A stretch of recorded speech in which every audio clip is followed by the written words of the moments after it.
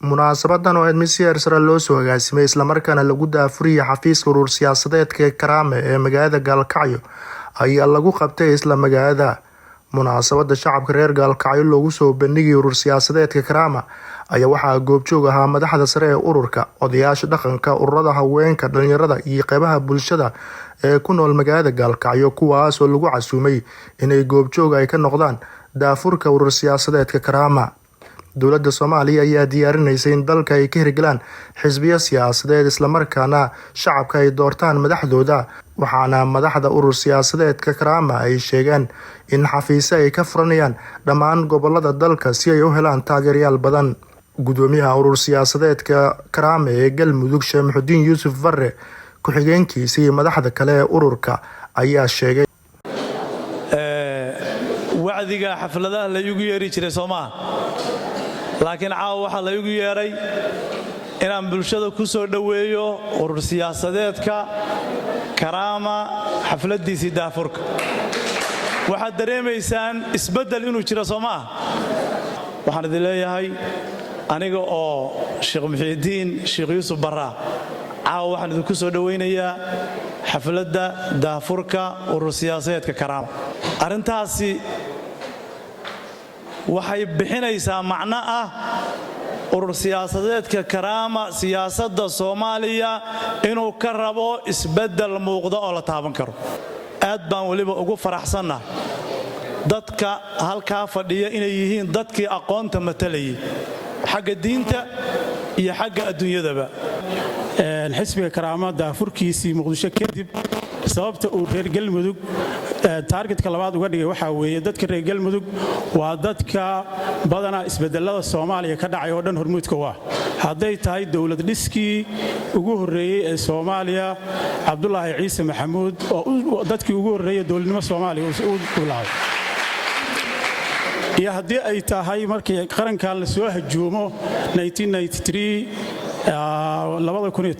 iyo mar walba inay u taagan yihiin inay difaacaan qarankan. Odayaashii iyo bulshadii kale ee madasha ka hadlay ayaa sheegay inay soo dhaweynayaan urur siyaasadeedka Karaame. waxaan soo dhaweynaynaa urur siyaasadeedka Karaame ee caawa lagu daafurayo magaalada Gaalkacyo. aad iyo aad baan u soo dhaweynaynaa. waxaan leenahay waxa ii muuqda isbeddel ururka. waxaan leeyahay ururka runtii waa urur cusub. odayaasha dhaqanka haddaan nahana dadkaan u dhaxaynaa ururada waa tijaabinaynaa, waa bilow. waxaan fiirinaynaa activity-gooda iyo haddii ilaahay ilmahayo horumarkooda iyo waxyaabaha ay qabteen.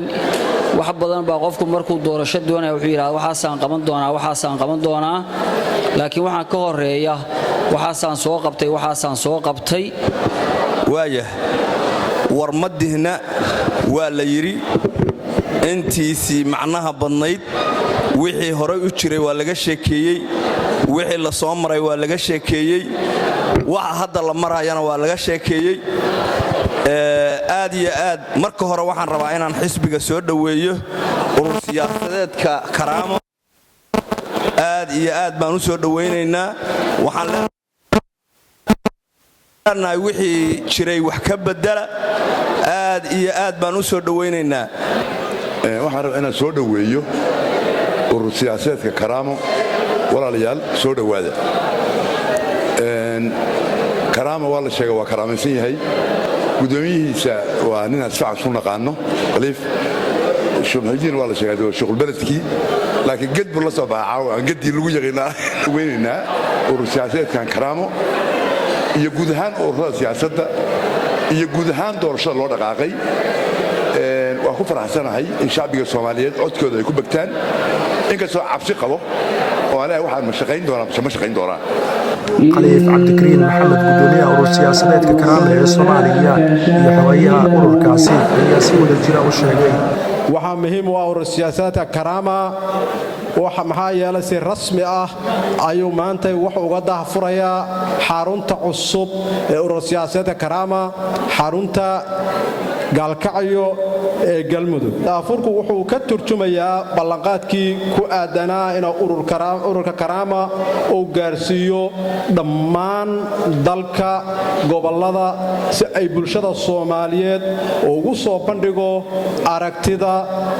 aragtidiisa siyaasadeed himiladiisa horumarineed iyo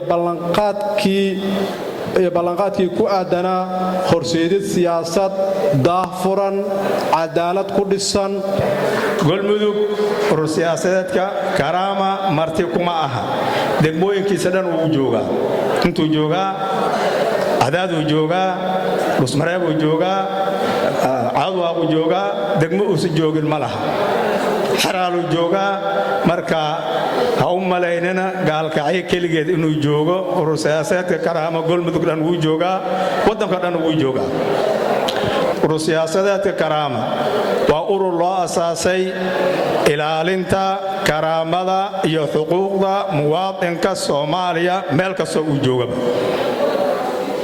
meel kastoo uu joogo inuu ilaaliyo goormee la asaasay urur siyaasadeedka karaama waxaa la asaasay 2020kii ayaa la diiwaangeliyey dowladdii hore farmaajo markii ururada la diiwaangelinayay ururada markii bergaas waxaa la diiwaangeliyay 100 iyo wax la jiro urur siyaasadeed markii la yiri waxaa la aaday doorasho dadban meel baa la iska dhigay ururadii doorasho dambaa la aaday haddana mar labaad waxaa la diiwaangeliyey 2025 bishii May markii la yiri urur siyaasadeedyadii alla soo noolay muddadaas intaas u dhaxaysay ururku uu shaqaynayay shuruucdiisa afraadiisa ma kala tagin xafiiskiisa uu furnaa urur siyaasadeedka karaamiyaa asaasi urur siyaasadeedka karaam waxaa asaasay bulshada qaybaheeda kala duwan aqoon-yahanka culmaa-udiinka odayaasha dhaqanka dhalinyarada haweenka way ku dhan yihiin khaas ahaan urur siyaasadeedka karaama wuxuu u nisba sheeganayaa